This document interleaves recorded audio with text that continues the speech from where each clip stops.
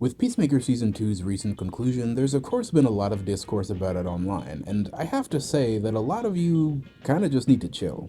The way I've seen some people talking about this show might make you think that it's committed some personal crime against them. Peacemaker Season 2 spit in my eyes. Peacemaker Season 2 kicked my dog off a cliff. Peacemaker Season 2 slimed my uncle in broad daylight. Now, while those examples are of course extremely exaggerated, except for the spitting thing of course, I have seen a lot of similarly outrageous things said about the show that are just completely unnecessary. Like, don't get me wrong, Peacemaker Season 2's got its problems, and it's certainly no masterpiece, but it's also not the blight on creation that some people are making it out to be.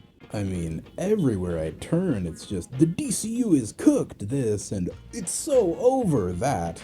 A single mid-ass season of a TV show has got motherfuckers acting like DC itself is disintegrating before their very eyes.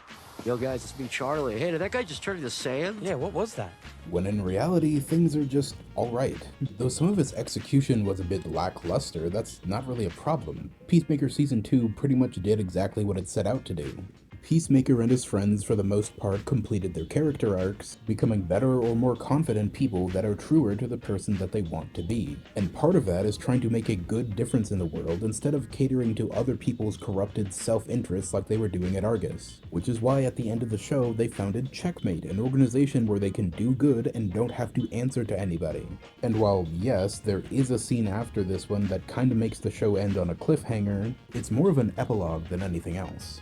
This is the actual end of Peacemaker Season 2, and this is just a snippet of events that take place after that. I feel like it's pretty clear that this scene is pretty much just a little teaser of stuff that happens between the end of Season 2 and the next DCU project, but I still see a lot of people blowing it out of proportion.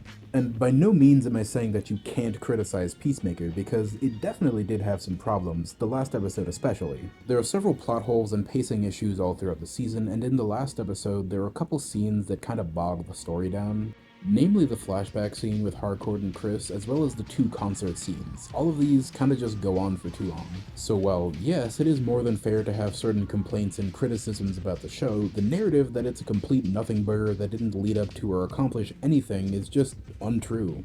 By the end of the season, the characters had pretty much finished their arcs, especially Peacemaker. Their new organization, Checkmate, was formed, which will obviously have a role in other projects, and according to speculation, might even get its own show. And you were given a couple other moments in the story that are even more clearly meant to lead up to other things, such as Lex Luthor's new relationship with the US government via Rick Flag, and the establishment of Salvation, which Peacemaker is now stuck in.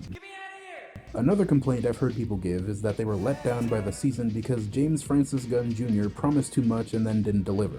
Which I mean, not exactly. I mean, I kinda get why people are saying that, but really I feel like it's more of a misunderstanding than a malicious thing. One of the things that people point to when they talk about this is James Gunn saying that the last couple episodes of Peacemaker are really great, and he's keeping them close to the vest to keep them a surprise, especially 6 and 8, which have a lot of crazy stuff in them. Which, yeah, that's kinda true. I mean, episode 6 not only had Lex Luthor show up and make plans with Rick Flag, but also had the big reveal of the Nazi Earth, which would have been pretty impactful if a lot of people didn't already guess it. Now, episode 8 is where things get a little more dicey. Even though there are a couple of things in episode 8 that could be considered kinda wild, there wasn't a lot. And in hindsight, when Gunn was hyping this last episode up, I feel like it's pretty clear that he was talking on a more personal and emotional level. Especially when he referred to them as my favorite things I've ever done of anything. At the time of him saying this, it might have sounded like he was hyping up some big crazy cameo or fight or huge development that was gonna happen. But now, with the full context of the episode, I feel like he was just talking about getting emotional development out of characters he really likes and being able to hang out with his favorite band, which, I don't know, I guess fair enough. From watching certain interviews and stuff, it's very clear that he has a pretty big emotional connection to these characters, so it makes enough sense why he'd talk about the last episode like this. But with how his statements about episode 8 were worded, I don't blame anybody for getting disappointed when they finally saw it. At the very least, Gunn's been kinda cool about all this, saying that he understands the criticism and it's fair enough if people don't like it. Taking this into account, as well as the fact that subsequent projects like Man of Tomorrow won't require you to watch Peacemaker to understand them, it is pretty confusing why so many people are making as big a deal out of Peacemaker Season 2 as they are. I mean, I get outrage content is popular, but come on.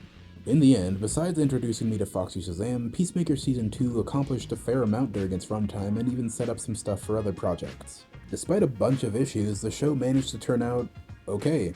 Not trash, not amazing, but okay. And I, for one, don't really see anything wrong with that. If you made it this far into the video, thanks for sitting and listening to me yap about nerd shit for a while. If you liked the video, let me know, and consider gently molesting that button down there. Once again, thank you very much for watching, and goodbye.